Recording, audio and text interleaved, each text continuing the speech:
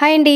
Welcome back to our channel. అందరికీ ముందుగా happy Diwali అండి. ఏంటి నిన్నబ్బా దీవాళి అయితే ఇవాళ దీవాళి శుభాకాంక్షలు చెప్తుంది అని అనుకుంటున్నారా? అవునండి, దానికి ఒక చిన్న రీజన్ ఉంది. ఏంటో చెప్తాను వినండి. మరి ఇంతకీ ఆ రీజన్ ఏంటంటే, ఎప్పుడైనా మనకు అమావాస్య ఒకటే రోజు వచ్చేది, ఈసారి మాత్రం 2 రోజులు వచ్చిందనమాట. అందుకని చెప్పి ఇవాళ లేకపోతే ఎల్లుండా అనేది అసలు అర్థం అవ్వట్లేదు పండగ ఏ రోజు అని చెప్పి, అందుకే లేట్ గా చెప్పాను విషెస్ అంతే. ఎటైతే గట్టేంది, ఇయ్యాలనే తీయాలని, రేపైతే రేపే అని చెప్పి దెబ్బ దెబ్బ తలస్నానం చేసేసి ఇంటి ముందు అయితే దీపాలు అయితే వెలిగిస్తున్నాను అనమాట.